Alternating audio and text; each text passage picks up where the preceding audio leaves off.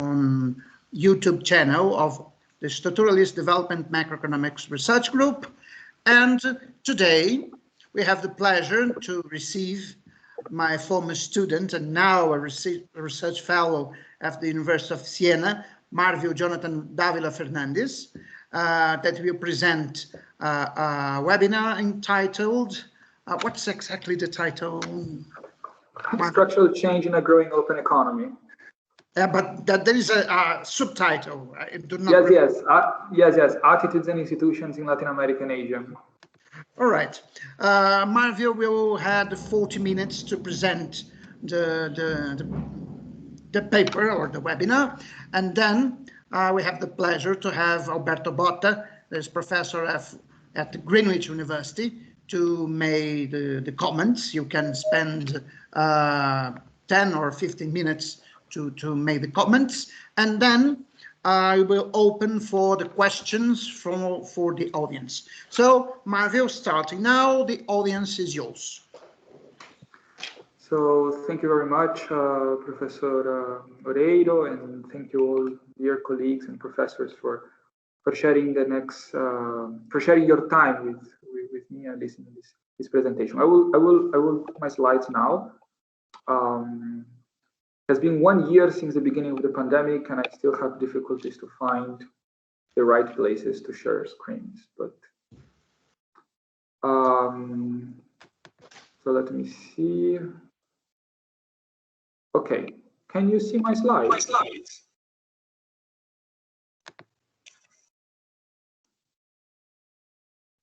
Yes, we can see. Okay. So fantastic. I will not put the full screen for the slides because just let's leave it that way. So again, thank you very much for having me today. The title of my presentation, as I said just a few moments ago, is From Open Economies to Attitudes Towards Change, Growth and Institutions in Latin America and Asia. Now, this is a co-author paper with Serena Sordi, also from the University of Siena.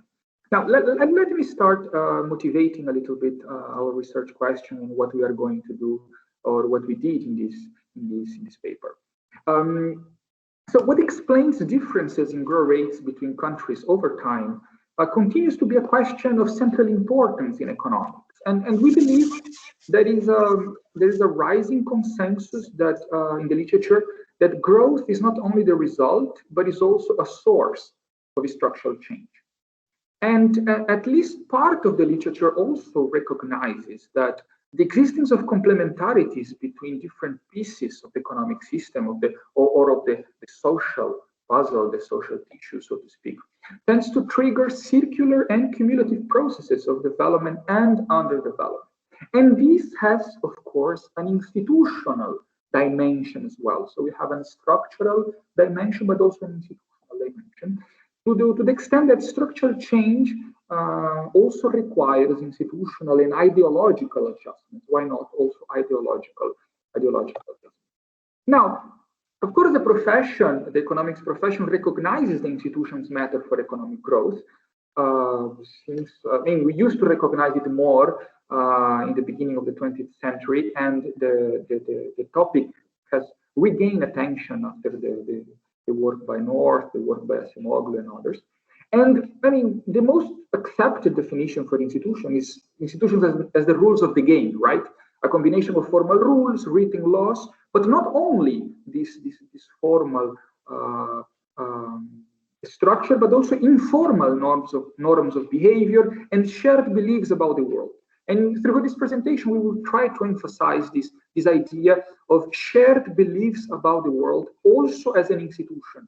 So the shared beliefs about the world are in itself a dimension of the institutional faith. Now, when it comes to alternative theories of growth and distribution, some of you know Tirol's law is one of the most powerful empirical regularities. And over the past 40 years, this model has been generalized in almost all possible directions, and it has consolidated itself among alternative approaches as a powerful explanation of international growth rate differences. Now, for those that are not familiar with the law, the intuition is quite simple. It's intuition that goes back at least to Prebisch, 1959, in an article in the American Economic Review. So the intuition is the following: if a country trades in foreign currency, so suppose exports depend on foreign demand, while imports M depend on domestic demand Y. So if in the long run this country that trades in a foreign currency cannot accumulate increasing balance of payments imbalances, then at some point exports must be equal to imports. But this means that the rate of growth of output must at some point adjust the rate of growth of exports. And this is the basic intuition behind Tiro's law. And of course, the model has been extended also to include an institutional dimension. So institutional dimension into this framework. But it must be noticed, and here enters, we believe, our contribution, our main insight. It must be noticed that in this literature, institutional asymmetries are mainly viewed as different functional forms or parameter values in the behavioral equations. So what we say is that, well, let's suppose that we have a neoliberal model. In the neoliberal model, this parameter alpha is 0.4. Now, if we have a developmentalist model, this parameter is actually 0.7. Let's suppose that we have an industrial policy that fosters innovation. Well, in this case, this other parameter beta is higher than in the case that if I adopt a free trade institutional setup. So we always see institutional asymmetries as a combination of parameters or a certain combination of parameters in the model. And this is interesting for some purposes, but we believe we've been doing this for too long, 30 years now, and it will be important to give one step forward. It will be interesting to endogenize institutional change. So a certain institutional arrangement is not only a combination of parameters, but is an equilibrium in itself. And we should be able to model this. We believe we should be able to model this. And in order to do so, we come back to an insight proposed like 15 years ago by North.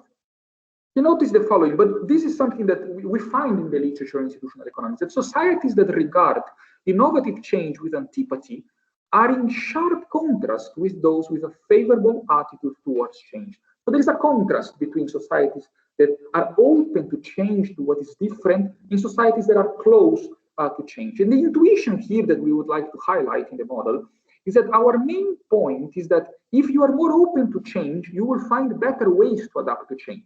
So it's not a matter of saying a model fits all, because we don't believe a model fits all cases. But what we believe is that this attitude matters. So this collective opinion, this collective attitude. If you are more open to change, you will find better ways to adapt to change in such a way that institutions are in the middle, and you have these feedbacks from the productive structure in the form of structural change, but also from attitudes towards change, right? Of this dimension of collective beliefs of institutions. So the sum of individual sentiments forms the collective opinion. So we have the interplay from the individual to the collective opinion, and the collective opinion determines the general framework that explicitly or implicitly is going to influence the beliefs at the individual level. So we have this interplay between individuals to collectivity to individuals.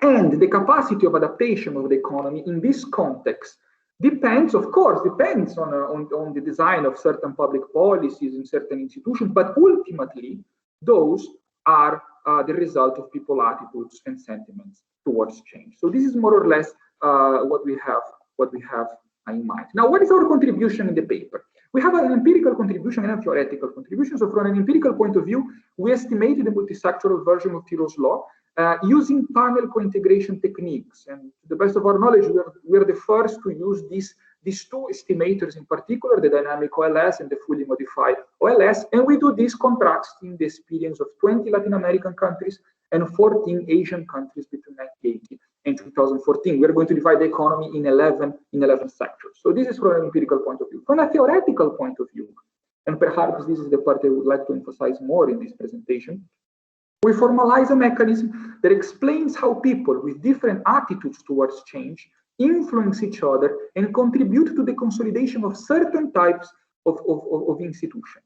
We are going to develop two nonlinear models of structural change that are compatible with concepts such as multiple equilibria and the formalization of structural cycles. And I will come back to this point. What do I mean, or what do we mean by structural cycles? So a first model is a two-dimensional nonlinear dynamic system in which the rate of growth in the long run depends on Tirol's law, or is given by Tirol's law, but we are introducing this component, this institutional component, in terms of sentiment towards change. And we will show that this very simple model is not only compatible with multiple equilibria, but these multiple equilibria are a representation, or can be understood as a representation of the Asian and the Latin American experience.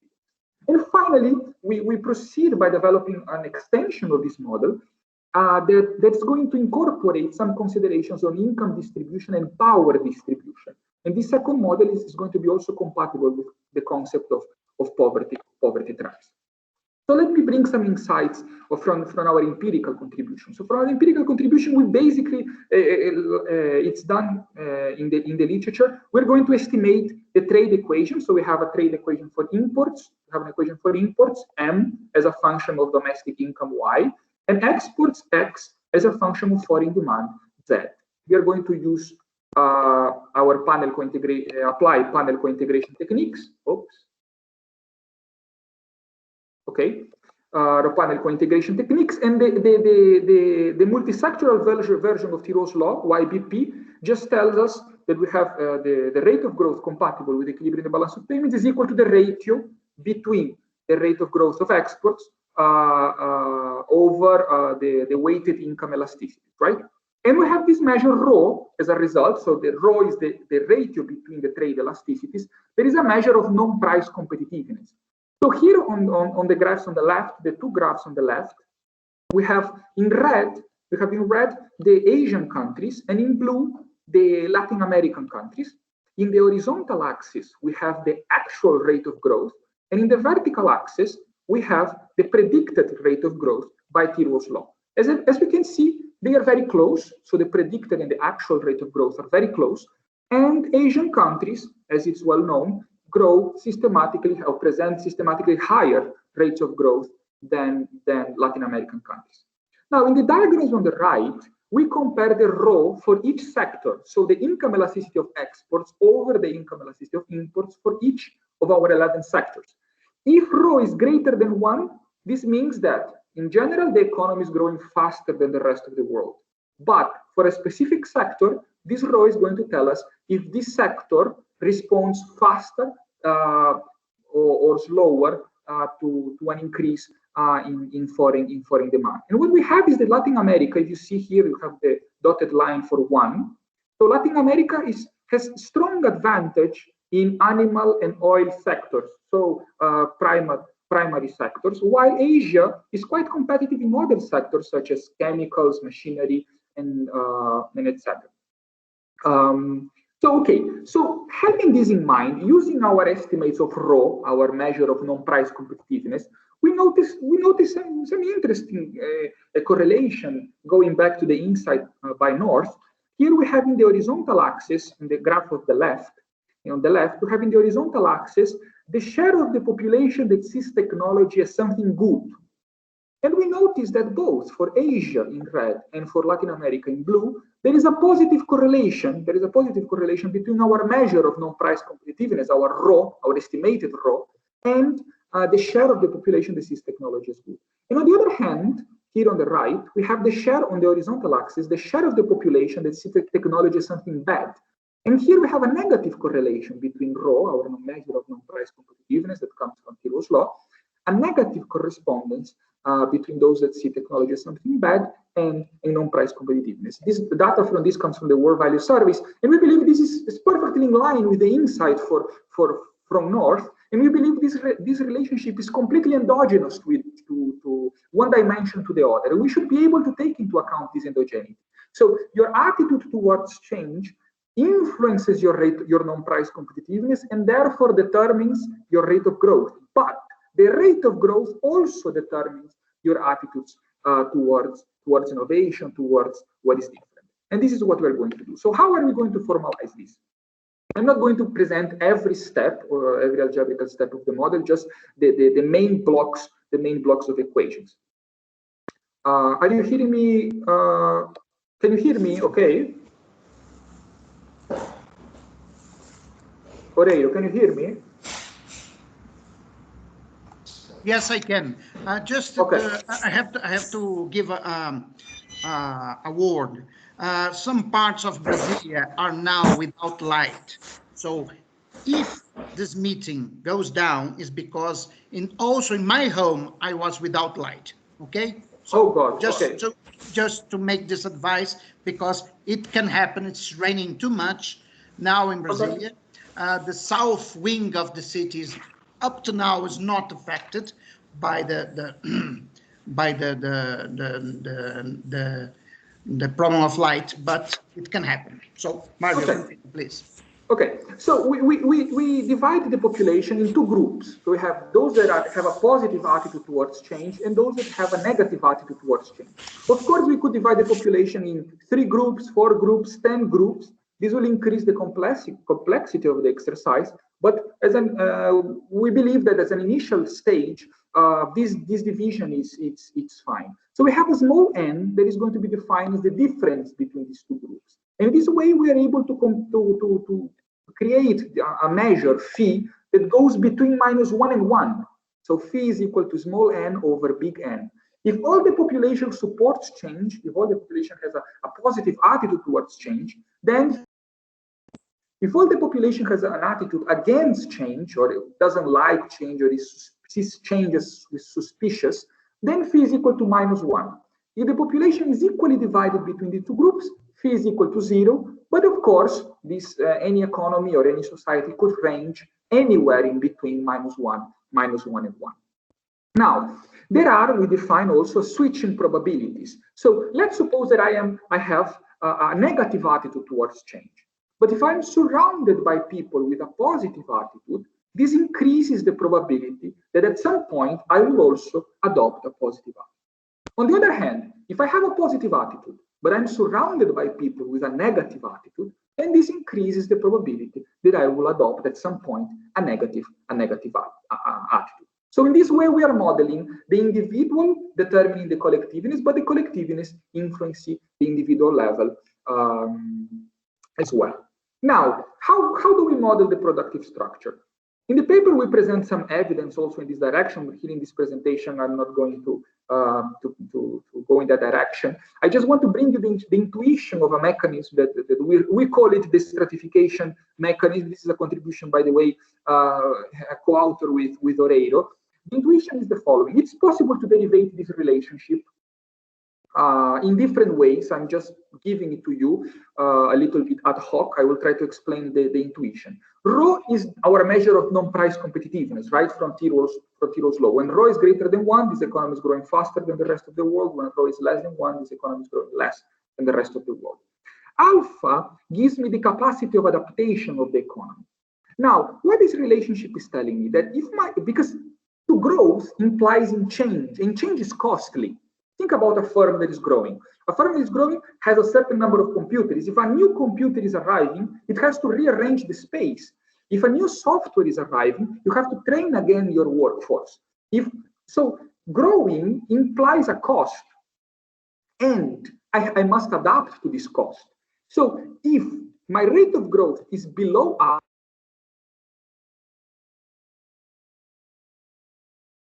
non-price competitiveness, because of the presence of dynamic economies of scale and so on and so forth. But if I'm growing too fast, if I'm growing faster than my capacity to adapt, then it's not possible that my non-price competitiveness is going to increase. On the contrary, I'm growing too fast, more than what I'm able to handle. And the capacity of adaptation of the economy, alpha, is going to be a function of attitudes towards change. Why? Because a society that is more open to change will find better ways to adapt to change, following the intuition not only from North but also from the correlations we found in our empirical part of the paper. Now, after a series of algebraical manipulations, we arrived to a two-dimensional nonlinear system with the following equilibrium conditions. In the paper, we have a detailed demonstration of the existence of the equilibrium and the stability properties of the equilibrium. I'm not going to present it here. I just want to present the main intuition. So let's focus first on the diagram on the left. On the vertical axis, I have phi that goes between -1 and 1. So it's my attitudes towards change. And in the horizontal axis, I have the rate of growth of output. Okay? So the system has two equilibrium points, one equilibrium with zero growth that is unstable, and another equilibrium with positive growth that is stable. And this case is going to happen when there is little interaction between agents. So if there is little interaction between agents, in equilibrium, phi is always equal to zero, which means that if there is no interaction between agents, the society is going to be divided between these two groups. However, if I increase the interaction between agents up to a certain point, what is going to happen in technical terms is a pitchfork bifurcation. But the intuition that I want to highlight here is that I will have a number of additional equilibrium points. So again, here in the diagram on the right, having the vertical axis phi, and in the horizontal axis, the rate of growth. All three equilibrium points on the left are all equilibrium with zero growth, and they are all unstable. So for the moment, let's forget them. Let's concentrate on the three equilibrium points on the right. The equilibrium in the middle is also unstable, so I will actually have two stable equilibrium points.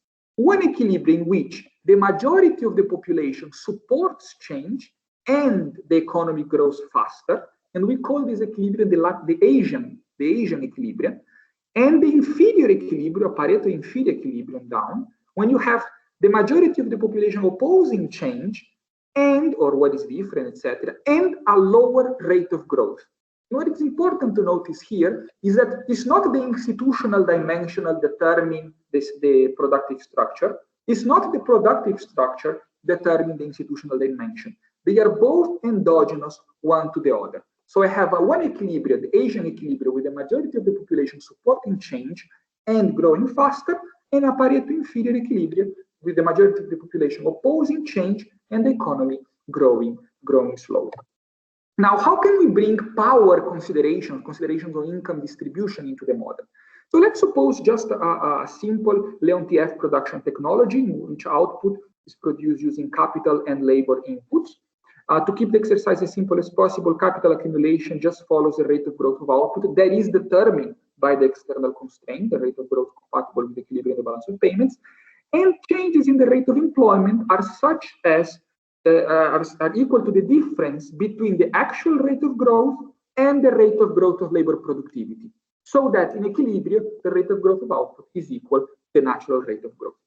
Now, of course, the distributive conditions, this is from a definition, we have the changes in the wage share are equal to the difference between changes in the real wages and the rate of growth of labor productivity. And here we are going to bring considerations of power distribution and income distribution. We are going to rely on the theory that it's called the relative power theory. It comes from political science. And the basic idea is that money is a political resource. So when the rich get richer relative to the poor, they also become more powerful. And here we are quoting a series of empirical papers by Salt, and we're quoting Salt not by chance. Salt is responsible for developing one of the most important and comprehensive databases of Gini indexes at the international level. And Salt, using this database, he has presented empirical evidence showing that an increase in income inequality, so an increasing inequality, is associated with a reduction in protest participation, with a reduction in political engagement and campaign participation, with an increase in acceptance of authoritarianism, with an increase in nationalism, and with an increase in religiosity. So Salt has documented that more unequal societies are associated with more conservative societies, societies that are less open to change, societies that have a worse income distribution and a worse power distribution. So this is what we're going to do here. We are going to assume that changes in power distribution are going to be determined by changes in income distribution, such that an increase in the wage share means that the society is becoming more equal because the share of income that goes to workers increases. Then you will have a better distribution of power, meaning power is going to be less concentrated. Real wages are going to be a function of the rate of employment. Why? Because when employment is high, this increases the bargaining power of workers and they are able to obtain higher increases in real wages. And labor productivity, the rate of growth of labor productivity is going to depend on two forces. First, the rate of growth of output, Why? Because of the presence of dynamic economies of scale, the so-called Carlos-Verdun law. So in order to incorporate the gains of capital accumulation, because technology is capital embodied, we could think in terms of a new computer, the hardware, or in terms of a new software. So technology is capital embodied. So as you accumulate capital, you are accumulating technology, you're increasing labor productivity. And also a function of the wage share. Why? Because when the wage share increases, this means that the real wages are growing faster than labor productivity. This means that workers are becoming more expensive, and firms increase, therefore, their search for labor-saving production techniques. And the probability, the switching probabilities, not only depend on the group effect, but also depend on changes in the distribution of power. So if power is becoming more concentrated, this increases the probability that I will adopt a negative attitude towards change. Now, after a series of algebraical manipulations, we arrive to a four-dimensional dynamic system with the following equilibrium conditions. Again, we have very rigorous propositions determining the existence of equilibria and the dynamic properties of equilibria. Here I'm going just to focus on the intuition of the following. Depending on the sensitivity, how strong the system responds to changes in power distribution, so if the parameter capturing the power distribution is sufficiently high, then a Hopf bifurcation is going to occur, and I will have a representation of cycles of structural and institutional change, both in the case with small interaction between agents and with strong interaction between agents. So if you remember here, up on the I have phi on the vertical axis, the rate of growth of output. In the horizontal axis, I have on the top, the square on the top is the Asian equilibria, the square down is the Latin American equilibrium, and in the middle is the intermediate case. And the diagram on the right, I have the income distribution in the vertical axis and the rate of employment in the horizontal axis, right? So I have these cycles of structural change and institutional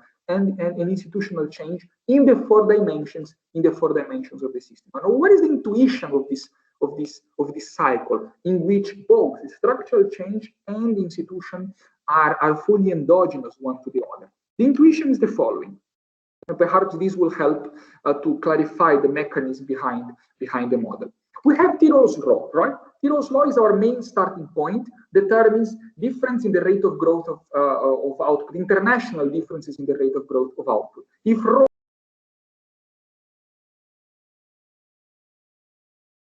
is less than 1, the economy is growing slower than the rest of the world. Now, giving a rate of growth, a long-run rate of growth of the economy, firms need to hire a certain amount of workers in order to produce, produce, I mean, the goods that are required. So the moment they hire a certain amount of workers, this will determine a certain distribution of income, because a certain level of employment is associated with a certain bargaining power from workers, and therefore they are able to get a certain share of the pie. This income distribution is going to feed back in labor productivity through the induced technical change mechanism that I just explained, while the presence of dynamic economies of scale through Calder's-Verdun law also is going to give me a certain rate of labor productivity that is going to feed back again in the labor market. Okay, so this is the first part of the cycle. But let's go on. A given distribution of income is going to give me a certain distribution of power. So if income is better distributed, power is going to be better distributed. If income is more concentrated, then power is going to be more concentrated. But what happens? That a certain distribution of power is going to determine how open my society is to change. So if I have a bad distribution of income, I have a bad distribution of power, and then my society is going to be close to change. Will we see change with suspicion? On the other hand, if I have a better distribution of income, then I will have a better distribution of power, and my society will see change more openly. For a given level of openness, I will have a certain adaptation capabilities. So the way I will consolidate certain types of institutions, and this will give me a measure of non-price competitiveness. That will finally close the cycle with Tirol's law. So I have these endogenous cycles, both in the determination of the multiple equilibrium points, in the determination of the Latin American equilibrium point, in the determination in the Asian equilibrium point, but also in these dynamic processes of cumulative causation that could give rise, as I said in the beginning, to virtuous process of development or vicious process of underdevelopment. So here I'm coming to the conclusions, and I hope we have enough time for the discussion with Alberto. The article at the end of the day, it makes two contributions to the literature of growth and structural change. So from an empirical point of view, we estimated the multisectoral version of Tirol's law, and we showed that increases in the rate of growth compatible with equilibrium in the balance of payments, I didn't present this result, have a negative input on foreign trade elasticities. It's something that maybe we could talk later with Alberto. And from a theoretical point of view, we endogenize the capacity of adaptation of the economy, that we assume there is a function of attitudes or sentiments towards change, and is capable of generating these two equilibrium points, one that is Pareto superior, the Asian case, in which the majority of the population supports change or has a positive attitude towards change, and also grows faster, in a Latin American case, in which there is a negative attitude towards change and lower rates of growth. We could think of, in terms of these, as and this was one of the motivations, as the export approach and the import substitution approach.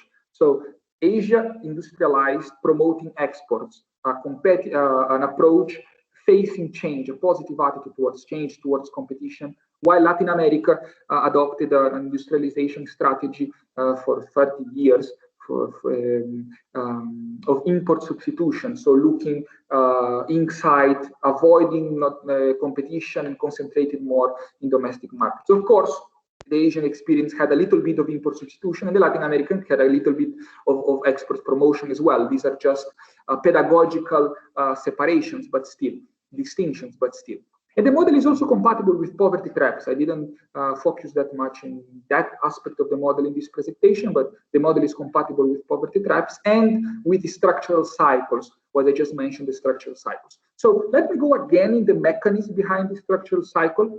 An increase in a positive attitude towards change leads to an increase in the rate of growth of output. As the economy grows faster, firms need to hire more workers, and this increases the rate of employment. As this increases the rate of employment, the bargaining power of workers increases, and there is an increase in the wage share. As the wage share increases, there is also an increase in the rate of growth of labor productivity because of induced technical change. Then this reduces the rate of employment, that reduces the wage share, then reduces my attitudes towards change. But as attitudes fall, as attitudes becomes negative, suspicious towards change, the rate of growth of output falls, the rate of employment falls, the wage share falls because the bargaining power of workers is reduced. But at this point, the rate of growth of labor productivity also falls because firms don't have any longer this incentive to search for labor-saving production techniques. And at this point, the rate of employment recovers. As employment recovers, the bargaining power of workers recovers, the wage share increases, and attitudes become positive again. So we have these permanent cycles of structural change and institutional change. And that's what I had prepared for this evening. Thank you very much for following, and I hope we have enough time for a discussion. Oreiro, you told me 40 minutes. I think I used 35. Okay, many thanks, Marwil. You make it just in time. Well, with a 5 minutes margin. Then we will have now the comments of Professor Alberto Botta. Please, Alberto, you have 10 to 15 minutes to make your comments, and then I will open for issues presented by the audience. Alberto. Okay, can you hear me? Yes. I can hear you, yes. Yes. Okay, thank you. First of all, I would like to thank you for inviting me and asking me to read and make comments on this paper, which I found very interesting, stimulating, enjoyable. In particular for one very relevant point, and I would like to give merit to the authors of this paper for addressing this point, which is the endogeneity, to some extent, of institution changing together with the stricter economic development process. In the sense that, if you want, this paper is capable to bring us to bring back to the forefront of the discussion the fact that the process of economic development implies many changes in the wider society, in the wider community. This is something that was spotted in the heydays of development economics, considering that the process of economic development with the structural change of in the productive system, in the productive pattern, comes together with changes in the institution, favoring in some cases, in some others, creating obstacles to the further development of the economy. So first of all, I would like to emphasize how much I appreciated the attempt of endogenizing institutions, at least some of the institutions in this paper. This is the first point. My criticism, I would like to advance two criticisms of this paper. One more related to the philosophy of the paper itself, and one perhaps some minor technical comments.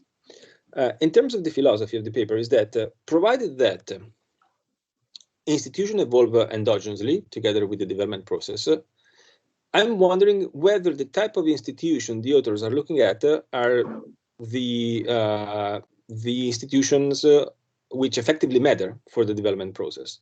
Because as far as I got from the paper, there's a focus on the, how to say, public attitude towards change.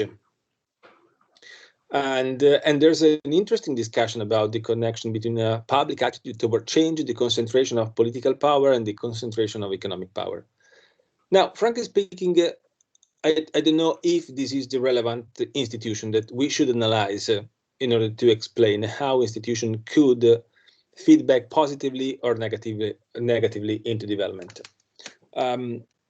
Why? Because I will give you an example. The authors, for instance, make several references to a very nice paper written by Kahn and Blankenburg, trying to make the difference between the Asian experience and the Latin American experience. Not only the Asian and Latin American experience, but let's say the distinction between successful emerging economies and unsuccessful emerging economies. And in that paper, the point is not really about the general public attitudes toward change. It's about the capability of the policymaker, if you want, to impede protected and supported infant industries, let's say, or firms, to become rent seeker. So the distinction is how policymakers are capable, the compatibility, better to say, between the political system and the distribution of economic power. There's not nothing about the general public attitude. There's the point of impeding that protected firms could become lobbyists, and by lobbying could become rent seekers rather than exploiting the so-called learning rent. So in this case, I'm wondering whether the paper could effectively become more relevant in terms of policy prescription, not focusing on the public attitudes towards change, but rather trying to embed in the paper a kind of endogenous interaction between the political system, if you want, and firms which have been protected and which have been supported through some different types of industrial policy, and then could become or not rent seekers. Because here, from my understanding, is also the relevant distinction between the Latin American experience and the East Asian one. East Asian countries were much better than Latin American countries to use the stick and the carrot. So that's the crucial point, rather than the general attitude of the public towards change. Even because, to be honest, we could say everything about East Asian countries, the heydays of East Asian development. But I don't see in those countries a kind of open political system, a system in which the political power has been distributed more widely than in Latin America. Well, actually, South Korea is a prototype, is a clear example of a rather authoritarian government. Yes. the same applies obviously in these days for China or for Vietnam. So I don't know whether how to say the distribution of economic power comes together with the distribution of political power, and therefore this opens the way for a more benevolent approach to change. So this is a suggestion, let's say, for a follow-up of this paper. Why not focusing on a different type of institution? The institution that could impede the elite, the economic elite, to become rent seekers, but rather incentivizing them to look for improvements in the efficiency of productive process or in the quality of the goods produced, and therefore in the non-price competitiveness of produced goods, and therefore in the export orientation of companies. So my criticism is about the this philosophy of the paper, and if you want, the type of institutions the authors are trying to model and analyze, even because this is connected. Please stop me if I'm running out of time.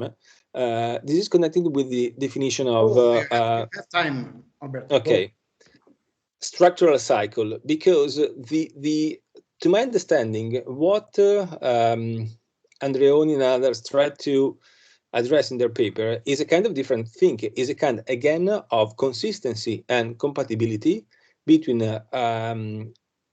changing technological needs by firms, which tries to step in a higher value-added technological process with industrial policies implemented by local institutions, local authorities. So again, there's nothing related about the general public orientation to change. It's more about whether the industrial policies implemented by local institutions are consistent and are favorable, could support the attempt of local firms to step up, climb the technological ladder, and enter more advanced, more value-added, higher value-added technological processes. That's the point of the endogeneity in the institution and the relationship existing between structural change and institution.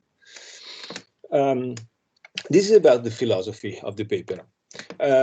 Some minor technical consideration. I didn't get very clearly, to be honest, the stratification mechanism, or better, it's not clear to me the connection between your econometric exercise in the first part of the paper and then the modeling strategy, simply because in the first part of the paper you say that the higher growth rate, consistent with the theoretical law, brings to reduction in non-price competitiveness. So it means that you are pointing to a kind of level in the non-price competitiveness, the ratio between the export elasticity, export income elasticity, and import income elasticity. Whilst in the formal model, you create a relationship between the growth rate, a negative relationship between the growth rate of RO, the indicator of non-price competitiveness, and the growth rate. Well, this is something different with respect to what's stated in the econometric part. You might have non-price competitiveness increasing, even though at a lower rate, with an increase in the growth rate consistent with the balance of payment equilibrium. So I didn't get very well the matching between the empirical part of the paper and the formal one, and on top of this, the meaning of the stratification mechanism, because to my understanding is a little bit a kind of counterintuitive that non-price competitiveness decreases when there is a faster growth rate of the economic system. I would have expected exactly the opposite, perhaps not giving rise to an explosive dynamics, but still I would have expected a relationship with precisely the opposite sign. I would expect that when the economy grows faster, and when the economy therefore diversifies through structural change, the non-price competitiveness increases, albeit at a decreasing rate, but still increases. So the level increases, although at a lower rate. So this is something I didn't get very well. Very final point. I find very interesting obviously the existence of multiple equilibria, in particular when there are more than two equilibria. That those scenarios are the very important ones, because now I remember one observation that many years ago, when I was still a PhD student, one professor moved to a presentation I made at the time, in which I was presenting a model in which there were multiple equilibrium, but there were just two equilibria, one unstable and the other one stable. And that professor is has a mainstream background, but he rightly spotted, well, if you have two equilibria, one unstable and the other stable, in the end there is just one equilibrium. The unstable equilibrium doesn't matter, because or you have perfect foresight and you are the path trajectory leading back to the equilibrium, or alternatively you will always be at the stable equilibrium. Therefore, it means that if you want to have multiple series equilibrium, okay, you need to at least to have three equilibria with a threshold creating a poverty trap, because otherwise it doesn't make that much sense saying that you have multiple equilibria and one of them is unstable. This means that what is really interesting in your paper is the scenario in which there are many more equilibria and one acts as a kind of threshold creating a poverty trap. In one of the slides you pointed when there is in the case of the two-dimensional system in which there is a threshold and you subdivide the system between virtuous equilibrium and the perverse one. That is really relevant, because otherwise having multiple equilibria, but one of them, two equilibria in particular, and one of them is unstable, is a bit useless in terms of dynamic description of the system. I stop here and thank you again for asking me to read this enjoyable paper and provide some comments on that. All right, thanks, Alberto Botta. We have questions for the audience, but before I give the word to you, I have some comments that I want to make about both Marwil and Alberto Botta presentations. The first comment that I want to do is regarding the lectures that Cauder gave in 1967, Strategic Factors on Economic Development.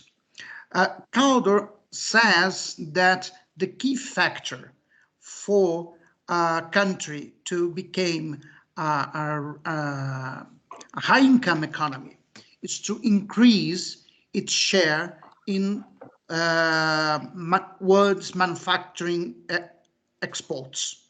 So that's the reason for the success of Japan, for the success of Germany, and now for the success of China and South Korea.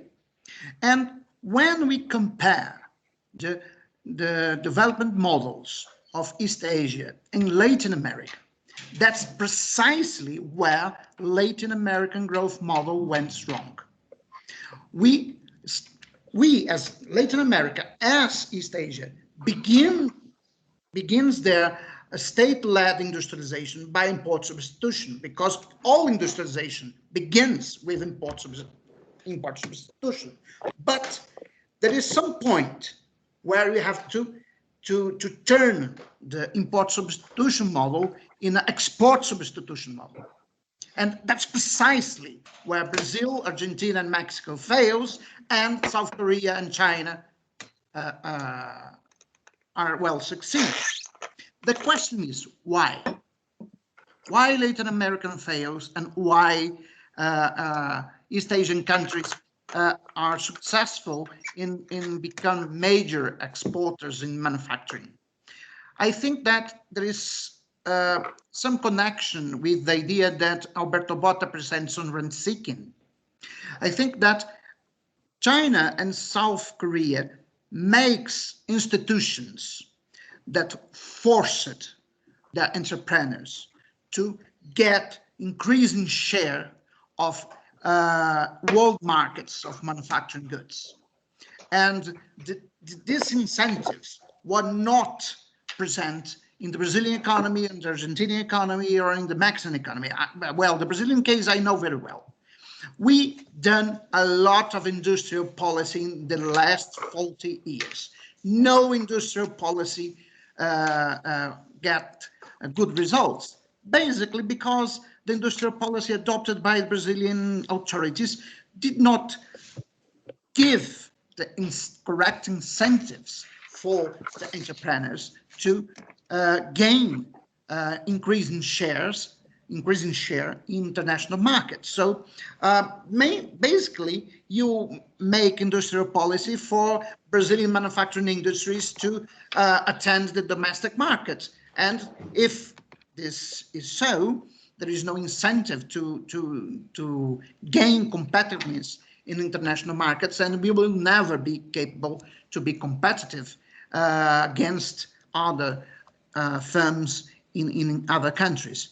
So I think that the question of rent seeking, how to prevent rent seeking in promoting industrialization is important, because if you do not have the right incentives for induce domestic firms to go to the international markets and to increase the share in world manufacturing exports, the model will end and the country will enter in a middle income trap.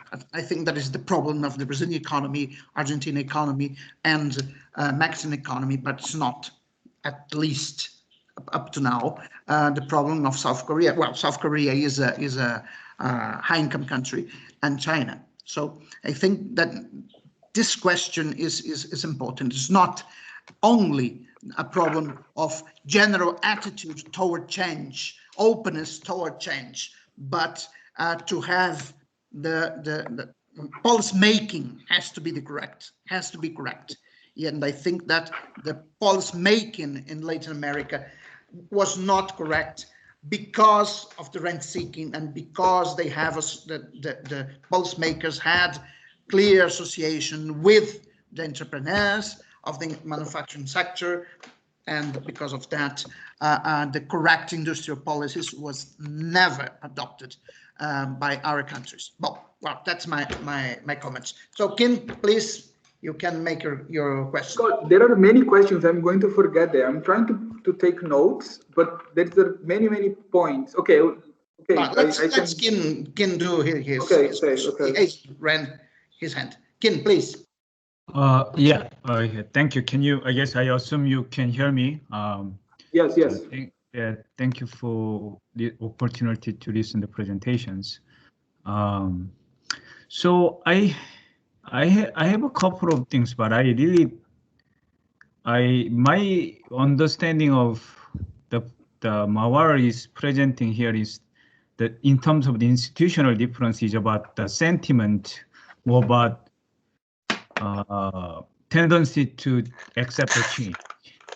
And I think he tried to distinguish between the equilibrium in that way, based on their parameters between the Asia and the Latin America. So basically, that's really, there is no foundation for that. So I'm not sure where there is no foundation to, I don't think there is anything really that makes that distinctions there for those. I don't think that really distinguishes those two places. I mean, I don't know, it's two places, but I do not think it really captures any institutional differences. And second, so yeah, I mean, I think it's based on stereotypings, so I'm not sure where it comes from, but so, and second, also that we're talking about the Asian economies here, but we are talking about very, very different countries across the countries. There is no common language, very different situations, very different histories, very different experience for the 1,000 years. I mean, and the level of the development across the Asian economies are very different. So I'm not sure whether one can say there's an Asian experience. I don't think that makes any sense. So, so yeah, I really enjoy. I mean, it's great to hear this talk, but that point, I'm not sure whether I think it's more about the theoretical paper that emphasize the sentiment, different way of accepting the change and all that. But I don't think it really makes sense to apply that idea to the, those contexts to these different countries in this particular sense. And I really do not think that's the case here. So, yeah. Kim, did you finish your question? Yeah, finished it. Thank you. All right, Peter Scott, please. Peter, are you listening? I am listening. I'm trying to unmute myself. Can you hear me? Yes. Okay. I don't seem to be able to get my video on, but sorry about that. Please be gentle, Professor. I was already beaten by 3 people. I'm kidding. Go on, Professor. Let me say it looks like a very rich paper and a very ambitious paper. And I think in some ways, and overlapping maybe with some of the previous comments, my worry is whether it might be too ambitious. You have this very overarching attempt at endogenizing a lot of things, and you end up, because it's at that very general ambitious level, you end up having a number of fairly nebulous kind of concepts: power, sentiment, interaction parameters between individuals, and they are it's hard to quantify, and it's hard to maybe say something that is really compelling about the linkages, in particular about quantitative factors. And of course, if you're talking dynamic systems and stability, whatever, then quantifying matters. It becomes absolutely critical. If you can have a parameter that is small and it might be stable, and if it's large, it becomes unstable. And it's hard to think of these non-cardinal power measures and whatnot, how one can tell a compelling story about quantitative dynamics. I didn't catch as you went along. I didn't actually fully even feel that I understood the 4D system and precisely what the equations look like. But I think that could be a kind of general philosophical problem, to use Alberto Botta's term for it. In that sense, I mean, more concreteness might be preferable if one is trying to say something about what's happening in Latin America versus some Asian countries, which I guess is overlapping with what Yun Kim was saying. So let me maybe add two more concrete small observations, relatively small observations. One is that if I understood you correctly, then you have, in the long run, all the countries are basically growing at their natural rates of growth. You have a constant employment rate in the long run, fluctuations around it, but a constant employment rate. And you have natural rates of growth that are basically, at least if I understood you correctly, you have some exogenous growth rate of the labor supply, and then you have some Verdorn law or productivity change, but probably still driven by the natural growth rate in terms of the growth of population. If the Verdorn coefficient is less than 1, then it's tied down to, in a sense, something that's kept exogenous. And that sort of means that I mean, you're explaining levels instead of growth rates, really.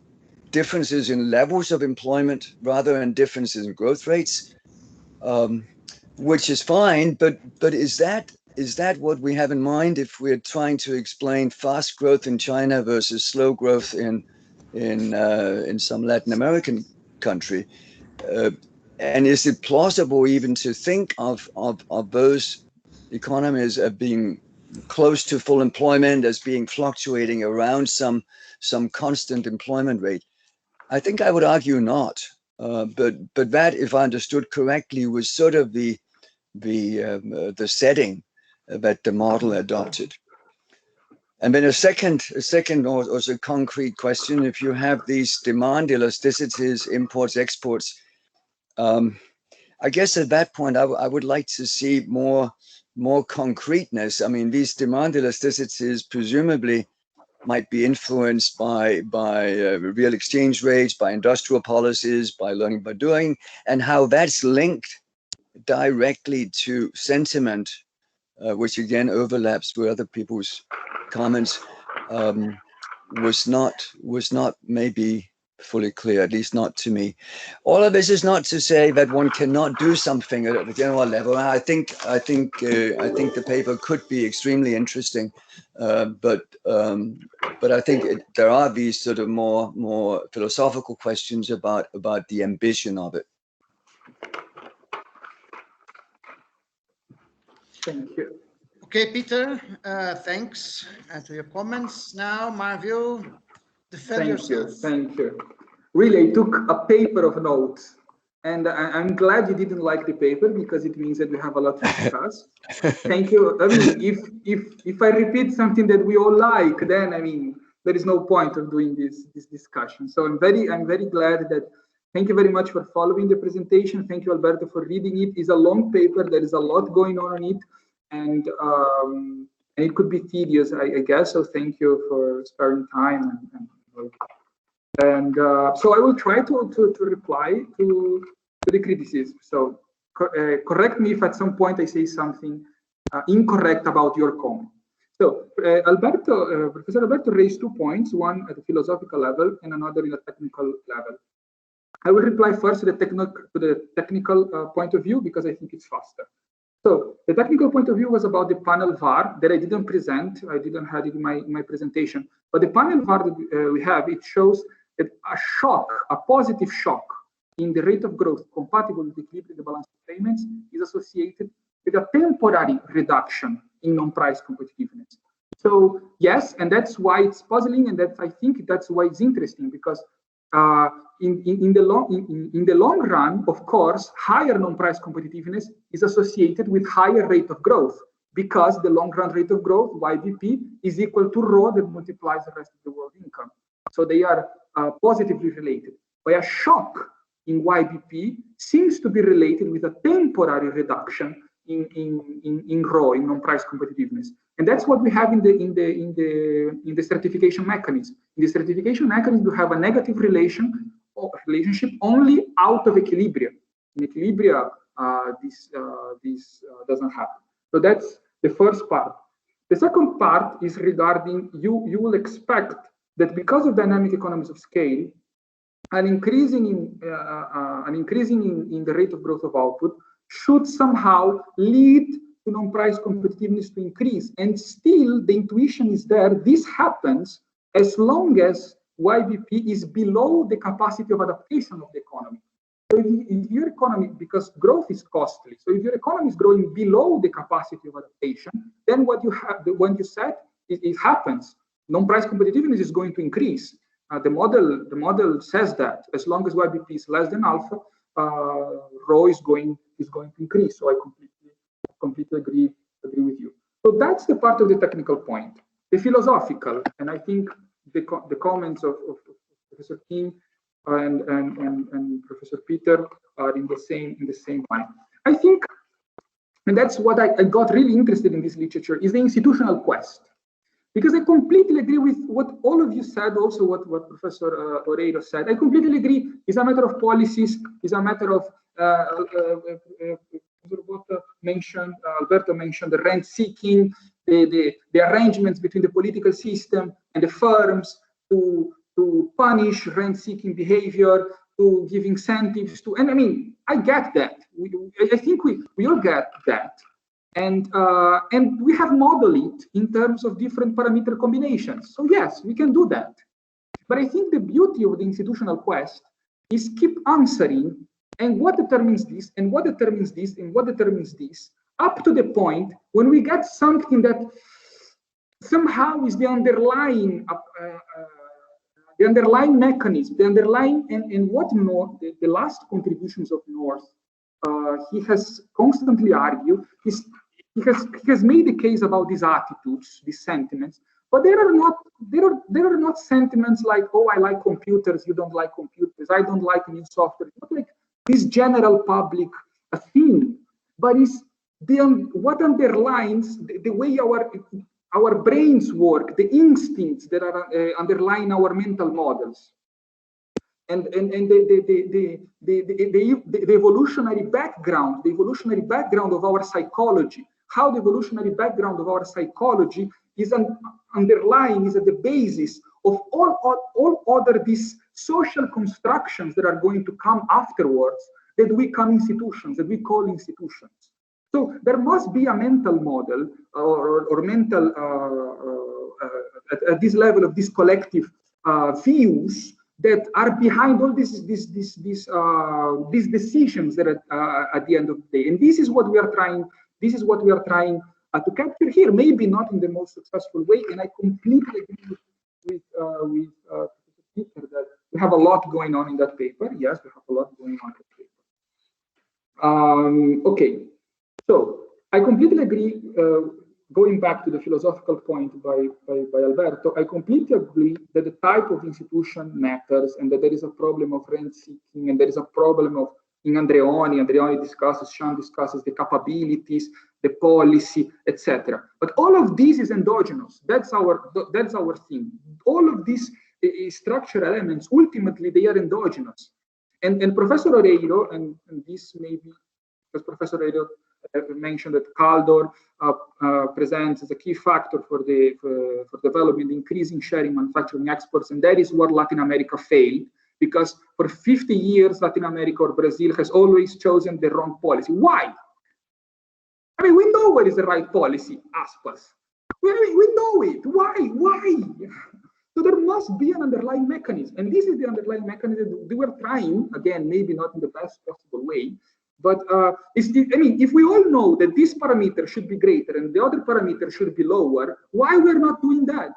I mean, we keep repeating, and again, going back to the case of Brazil, that the development bank should behave in this way. All the guys that said the development bank should behave in a certain way, they got into the command of the development bank. And they did all the opposite. Why? I mean, you read the production, the scientific production of these guys, and it tells you exactly the right policy. Then they get the policy in their hands and they make the wrong decision. So we are trying to get into this underlying. So, and this will be, I think, the institutional quest. And this is an agenda that we are still working with a research agenda that we're still working with Serena, and trying to model these mechanisms, trying to go more into Hudson, trying to go more into this evolutionary psychology, institutional kind of literature. So we get then to, I hope I didn't cover well Oreiro and Alberto full points, but that was my answer. Then King, Professor King, thank you again. You didn't like our story completely, and you seem to be very convinced that you didn't like our story. So let me, and maybe we are based on stereotypes. Maybe we presented some evidence, so I wouldn't go to say that we are just based on stereotypes. Then I understand there is a lot of heterogeneity. There is always a lot of heterogeneity, of course. Asia is a very rich continent. South America is also very rich. So then I'm putting Brazil and Argentina in the same boat. I'm putting Brazil and Peru in the same boat. Bolivia. I mean, these are economies dramatically different. And yes, there is a lot of, it is a tremendous implications. History matters. History is specific. There is a lot of heterogeneity they were not considering. But still, in the literature discusses the Asian case and the literature discusses the Latin American case. And there are some stylized facts. I would argue that there are some stylized facts. And we try to bring some insights on that. And maybe we failed completely, but that was our attempt in this paper. And again, and now I write to Professor Peter, and I'm always very afraid when he makes comments for good reason, since the time since the UMass, since my period at UMass. Yes, we have a lot going on in this paper. Maybe you have too much, and I completely agree that we might be comparing. We are comparing at the end qualitative and quantitative dimensions, and these might be problematic. Yes, and this is something that I would like very much to go deeper. As I said, this is a research agenda that we are still pursuing, and yeah, you are completely right. We are comparing. I fully agree. This was our first attempt to give this step forward. So, and this continuing in this general philosophical problem, you mentioned the more concreteness, and I agree. And something on the mechanisms. Could you explain again, Professor, briefly the employment level rates? And I got lost at some point. Oh, that was maybe I misunderstood your model, but I thought you had basically all economies evolving along paths where their employment rate was constant. You had the employment rate as one of your state variables. Yes, the employment so rate. In the long run, the employment rate is constant, which means that the growth rate is ultimately given by the growth of the labor supply in efficiency units. So unless you have either some kind of completely unbounded kind of possibilities for technical change or for the growth in the population, that means that the long run growth rate is pinned down. And what the differences would amount to would be differences in the levels of the employment rate in different economies. Maybe I misunderstood something. You went quickly through the equations, but I thought you had stationary points, equilibrium positions that you were looking at, and they basically had a constant employment rate. So I will try to briefly say a little bit about this equilibrium adjustments at the end of the day. So we have in equilibrium, rho doesn't change. So output, the rate of growth of output is equal to the capacity of adaptation of the economy. And the capacity of adaptation of the economy has an exogenous component, an alpha zero, and it has a component that depends on the attitude. So if your attitude is positive, you will get a higher rate of growth. So the rate of growth of output is determined by the balance of payments constraint, and this rate is going to be determined by the capacity of adaptation of the economy, a component that is exogenous and a component that depends on the attitudes. Now, the natural rate of growth in equilibrium is also equal to the rate of growth compatible with equilibrium and the balance of payments. The rate of growth of the population is exogenous, but the rate of growth of labor productivity is endogenous, and is going to depend in part on the rate of growth of output and in part on the wage share. And yes, the wage share at the end depends on the level of employment, but the level of employment depends on attitudes. So if there is, so that will be my brief revisiting the determination of equilibrium.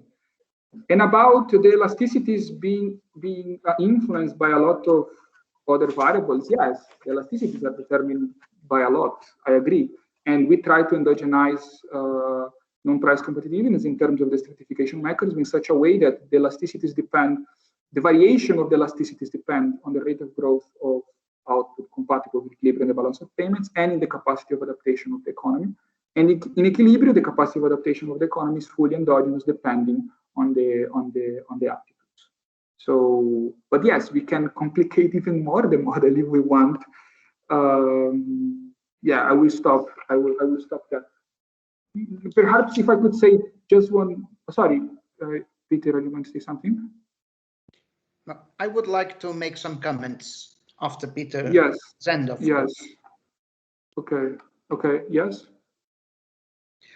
Well, Marwil, about the philosophical aspect of your paper, the really issue at hand is about the deep determinants of economic growth.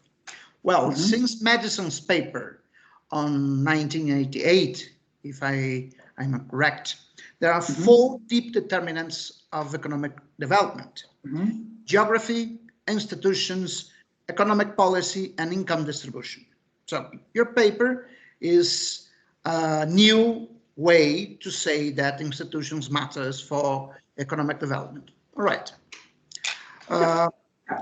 But let me do the role of Davil's lawyer, and I will ask to you what is the big difference between South Korea and China from one hand, Brazil and Argentina from the other hand.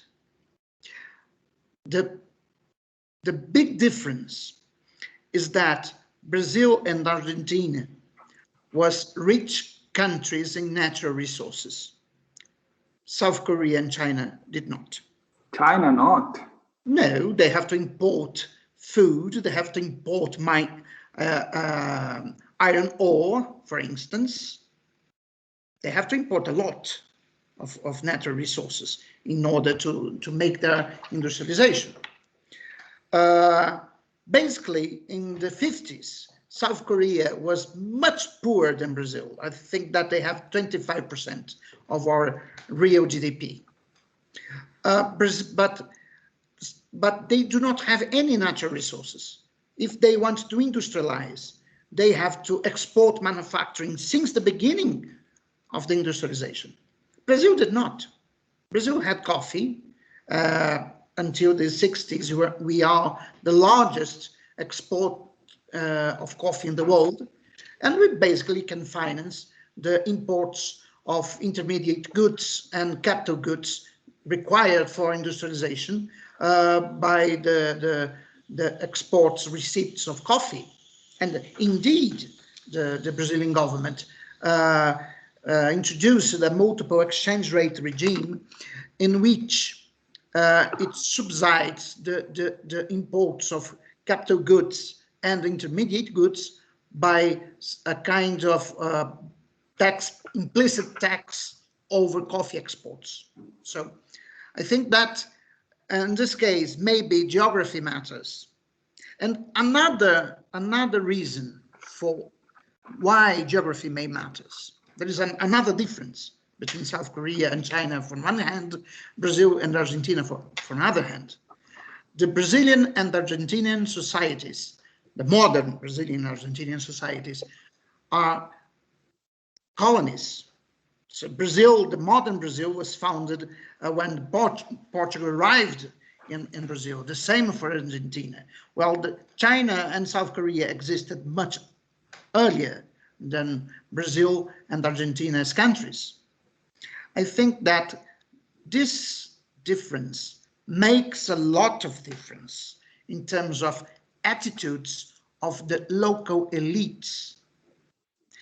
Our local elites are much more subordinated to the center countries. That means Europe and after United States than China and South Korea. So, okay, so let me. I think that's the. I get it. So if you would like that fee is not the general population, you would like that fee is the elite. I'm okay with that. I can have a model with 3 types of agents. A third group that is disenfranchised, so they have a role of neutrality, and you have 2 elites competing: an elite that is open to change, and an elite that is more progressive, or that is less colonialist, and another elite that is more colonial. I can have that. I mean, it's fine, but the underlying mechanism is the same. I mean, I have 3 types of agents. I could have 4 types of agents. An elite that is in favor of these, I don't know, let's think of the British and Industrial Revolution. An elite that's going for manufacture, an elite that wants to keep the nobility, and then I have the religious group, and I have, again, a disenfranchised group. I can have that too. I can. Okay. But the 2 players again become, like you're saying, a group that somehow wants to put forward the good stuff that happens to be the stuff that requires competition, the stuff that requires innovation, the stuff that requires taking risk. And then you have another group that somehow doesn't like that. And in every case that you have under development, it looks like this group won the discussion. Well, in the case of Brazil, the industrial group wins in 1930 in the revolution led by Getúlio Vargas, but 50 years after they have lost.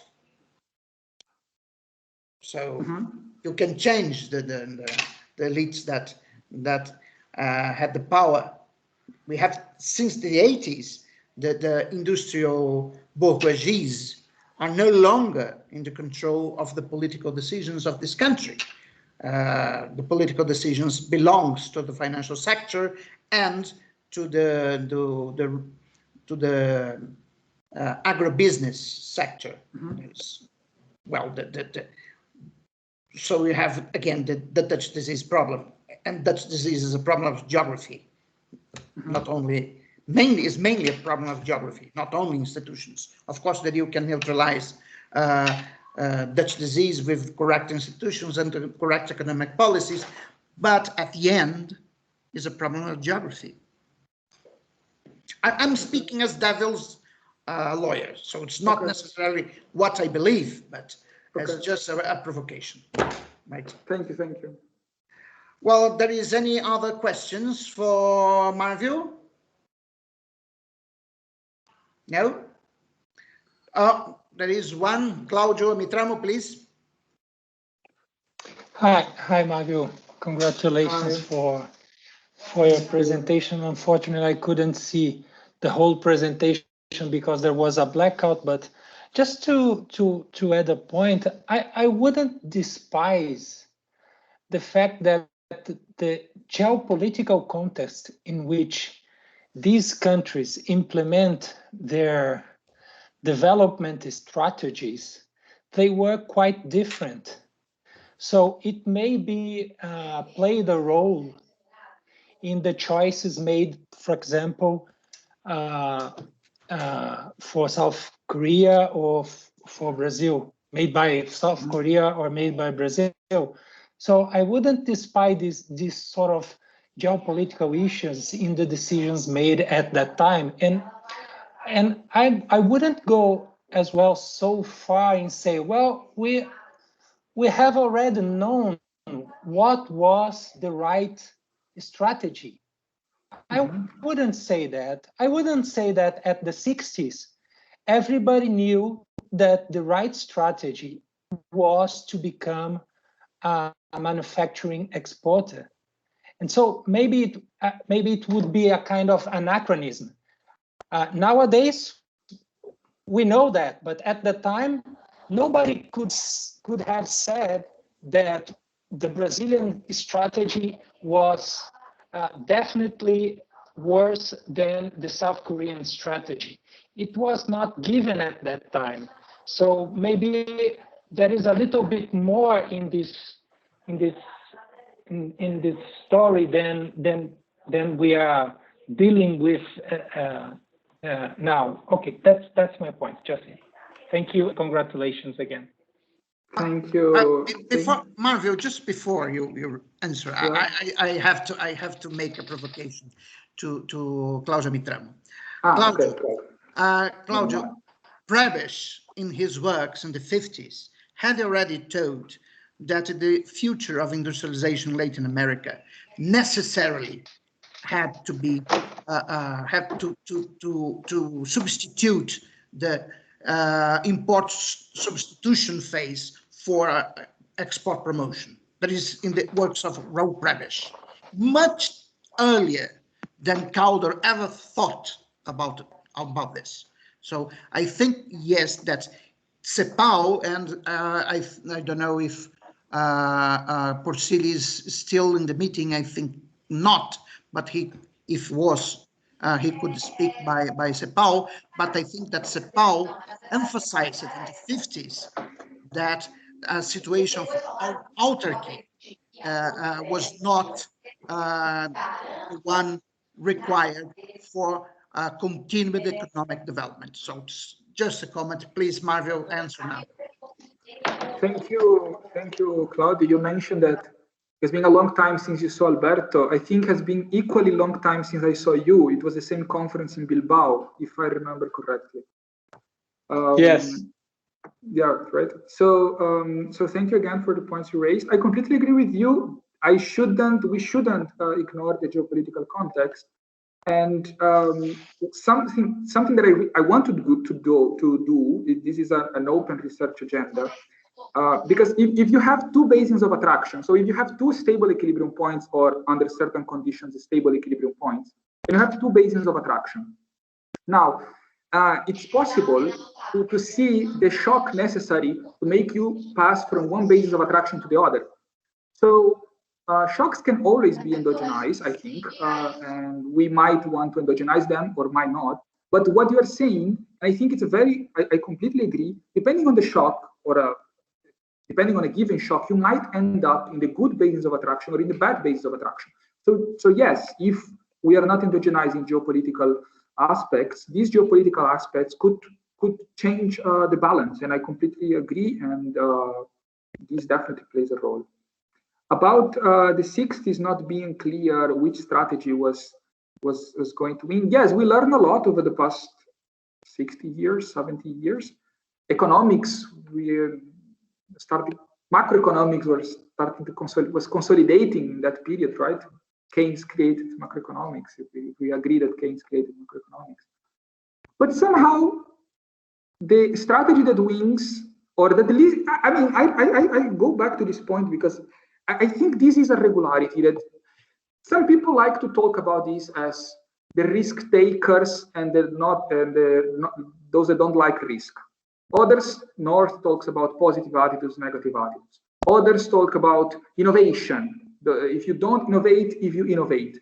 But there is always this contraposition between these two groups, and it seems that one group is pushing for adapting to these new conditions and creating new conditions for social organization, for the economic organization. And there is a group that is not supporting that. And these two groups these two or more are interacting, and there are some results that come out of that.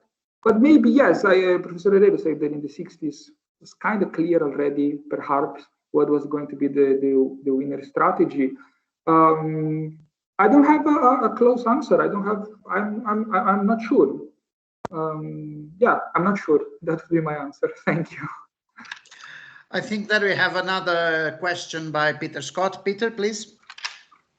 Well, I mean, this is an interesting discussion, and I guess I just wanted to question whether we knew what was the right policy.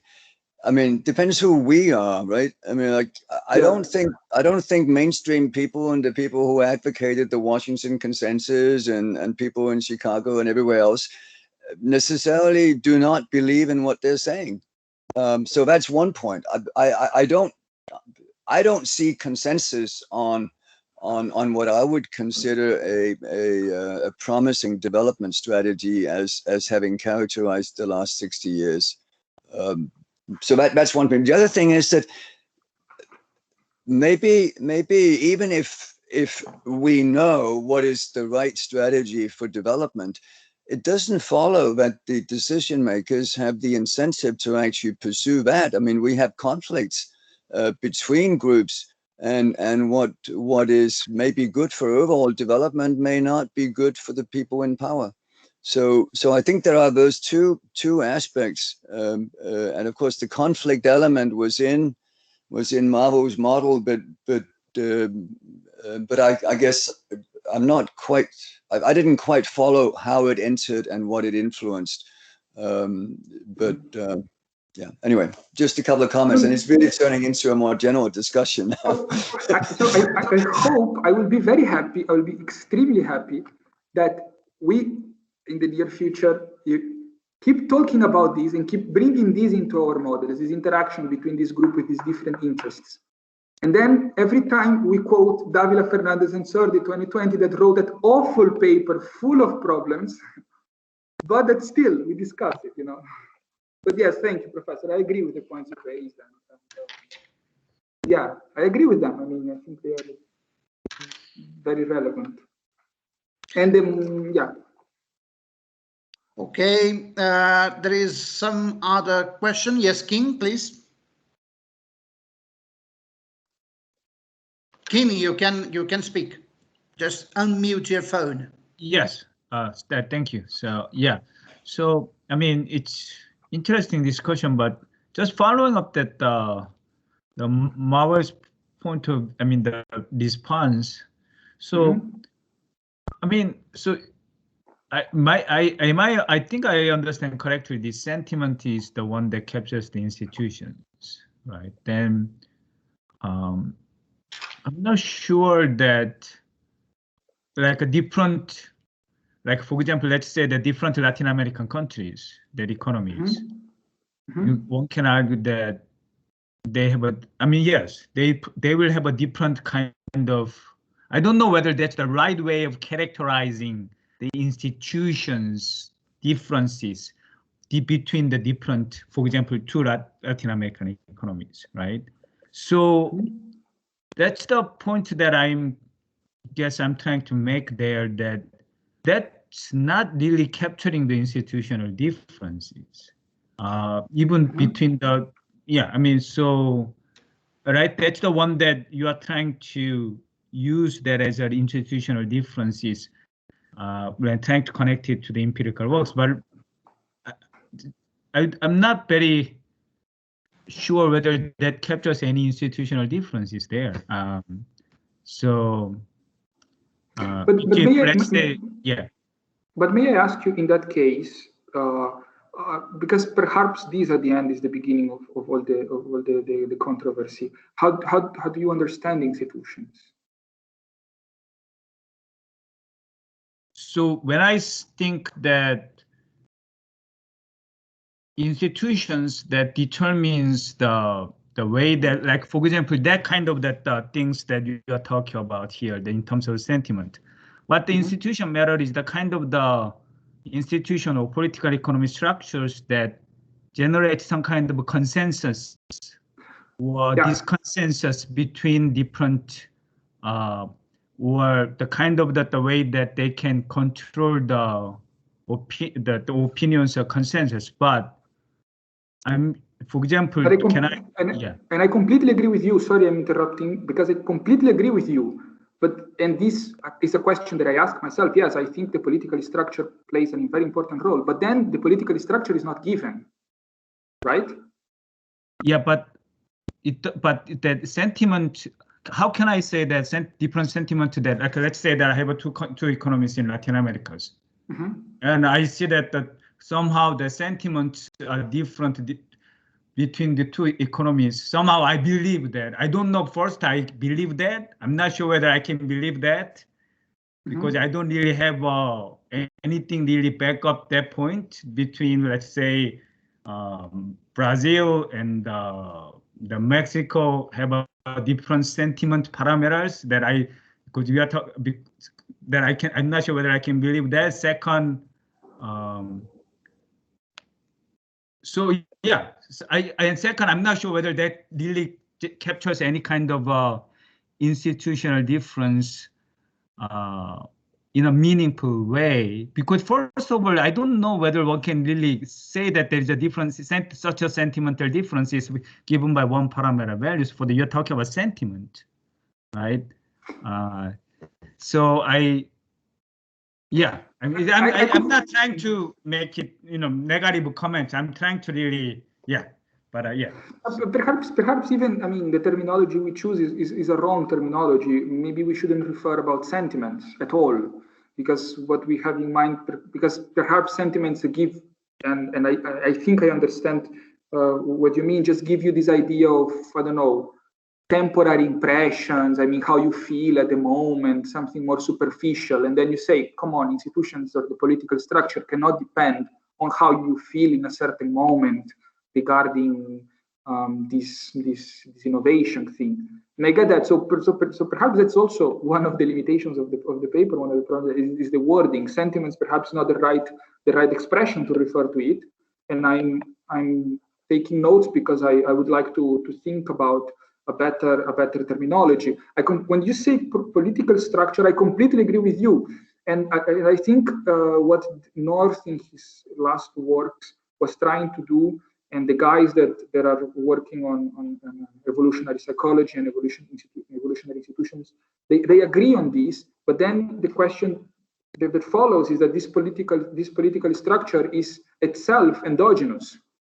And then you say, okay, but this is endogenous to what? And then these guys go inevitably, and I kind of agree with them, they go to some sort of mental attitude, some mental model. Yeah, but I understand. But the thing is that, see, if I think about that, for example, let's say that I have such a institutional structure that whatever the terminology that captures the institutional structures. And if I want to compare that with another, I mean, I don't think one can say that the same such an institutional structure between, let's say, that Mexico and the Brazil. But you see, just an advice. We are almost at 2 hours of webinar, and Claudio Mitramo is also wants to do a last question. So the last question will be of Mitramo. So Marwil, please answer Kim, and then Mitramo make a very brief question in order for us to end the webinar, because it's now in Europe, in Rome, almost 10 o'clock. Right. I didn't have dinner. have dinner, guys. Right. But quick point is that basically, let's say that can we say same sentiment parameters captures that things difference same thing for the, let's say, Vietnam and the Indonesia's? No, I do not believe that. We are talking about very different kind of the structure, political economy structures that behind that, whatever that sentiment. So that's the problem here, that sentiment, when we are talking about sentiment that applies to all those countries, that's not really things that we can apply to all those countries, right? I mean, maybe you are talking about 2 different countries, between one country versus another country, and somehow that there's the empirical backup for the capturing that the parameters for each country possible. But we are talking about continent of the countries where, so I'm gonna stop here, because I know others have here, Thank you again for putting. Thank you. Marwil, please answer. No, I mean, I mean, it's a point that we have. We don't agree, and perhaps I need to think more about it and how to present the idea. I will limit myself to say that. Yes, and that's, I mean, we thought that initially that this is one of the good things of the framework, because we are not telling you this is specifically institutional design is superior. So, and this is the kind of recommendation that make guys for 30 years to say that the China model was going to fail. And in 30 years, the China model has not failed, because they are finding the best ways to adapt to change. And for the Chinese context, this means certain arrangements in the political structure, certain arrangements very specific to the Chinese case. Yes. And these arrangements for the Chinese case cannot be applied to the Indonesian case. And I completely agree with that. And we believe, at least that was our interpretation, that the model gives support to that. Because given that it's very general, we are saying as long as you have a positive approach, or whatever we are talking about these mental models, you will find the best ways to adapt to change. And this best way means different things to different economies in different institutional moments. But thank you again, and I apologize for the limitations of the paper. No, thank you for the presentation and discussions. Okay, Claudio Mitramo, the last question. Actually, I will give up, because I think we are run out of time, and it would take a little bit more time than we have. So just congratulate you, Marwil, and it's nice to see Alberto, to see Peter again, at least to hear his voice, and all of you. Just it. Sorry. Okay, many thanks. Thanks to Marwil to give this lecture to us, to Alberto Botta to have accepted the invitation to be the one that make the comments, our guests, our foreign guests, mainly Peter Scott and Kin, to have attended at our webinar. And just to finish the webinar, we have very great news. Just a few hours ago, the Supreme Court, the Brazilian Supreme Court, had declared null and void the process against the former President Luiz Inácio Lula da Silva. So he is now given back his political rights, and he can run the presidential elections in 2022. And I think that he will defeat Jair Bolsonaro, and Brazil will return again to be a normal country. So we can back to civilization, right? So for our European guests, good night. For our American guests, good afternoon, and see you in the next webinar of the Structuralist Development Macroeconomics Research Group. Bye-bye. Bye-bye. Bye, guys.